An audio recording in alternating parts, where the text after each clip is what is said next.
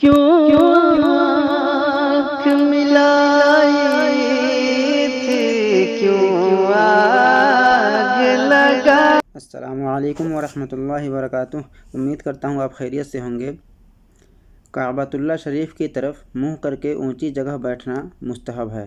وضو کے لیے نیت کرنا سنت ہے۔ نیت نہ ہو تب بھی وضو ہو جائے گا مگر ثواب نہیں ملے گا۔ نیت دل کے ارادے کو کہتے ہیں۔ دل میں نیت ہوتے ہوئے زبان سے کہہ لینا افضل ہے۔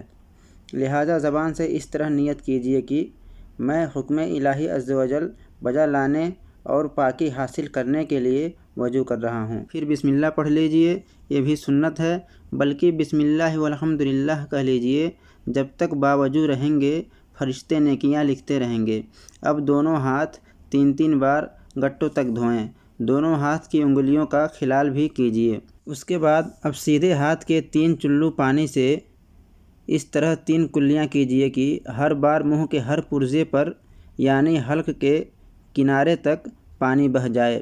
اگر روزہ نہ ہو تو گرگرہ بھی کر لیجئے۔ پھر سیدھے ہی ہاتھ کے 3 چلو سے 3 بار ناک میں نرم گوشت تک پانی چڑھائیں، اور اگر روزہ نہ ہو تو ناک کی جڑ تک پانی پہنچائیں۔ اب الٹے ہاتھ سے ناک صاف کر لیجئے اور چھوٹی انگلی ناک کے سوراخ میں ڈالیے۔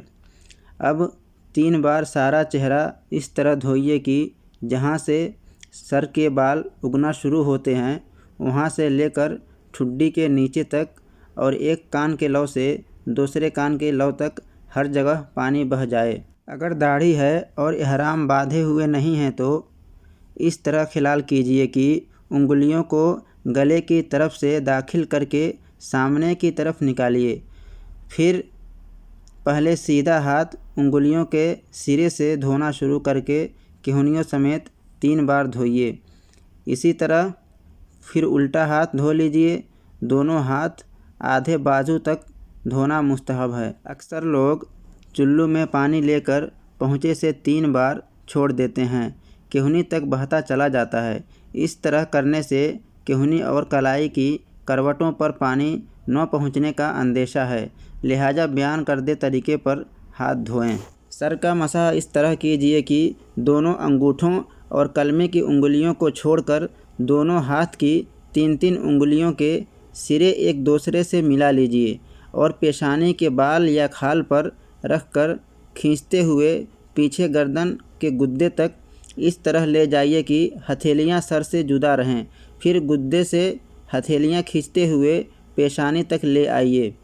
کلمے کی انگلیاں اور انگوٹھے اس دوران سر پر بالکل مسح نہیں ہونے چاہیے۔ پھر کلمے کی انگلیوں سے کانوں کی اندرونی سطح کا اور انگوٹھے سے کانوں کی باہری سطح کا مسح کیجئے، اور انگلیوں کی پشت سے گردن کے پیچھے حصے کا مسح کیجئے۔ بعض لوگ گلے اور دھلے ہوئے ہاتھوں کی کہنیوں اور کلائیوں کا مسح کرتے ہیں، یہ سنت نہیں ہے۔ جب سر کا مسح کریں تو نل بند رکھیں۔ بلا وجہ کھلا چھوڑ دینا یا آدھا ادھورا بند کرنا، پانی ٹپکتا رہے، ضائع ہوتا رہے، اسراف گناہ ہے۔ اس کے بعد پہلے سیدھا پھر الٹا پاؤں ہر بار انگلیوں سے شروع کر کے ٹخنوں کے اوپر تک، بلکہ مستحب ہے آدھی پنڈلی تک 3 بار دھو لیجئے۔ دونوں پاؤں کی انگلیوں کا خلال کرنا سنت ہے۔ اس کا مستحب طریقہ یہ ہے کہ الٹے ہاتھ کی چھنگلیوں سے سیدھے پاؤں کی چھنگلیاں کا خلال شروع کر کے انگوٹھے پر ختم کیجئے، اور الٹے ہی ہاتھ کی چھنگلیاں سے الٹے پاؤں کے انگوٹھے سے شروع کر کے چھنگلیاں پر ختم کر لیجئے۔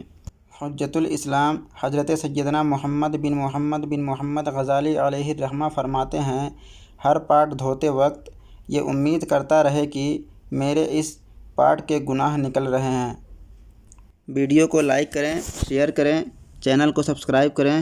بہت بہت شکریہ، جزاک اللہ۔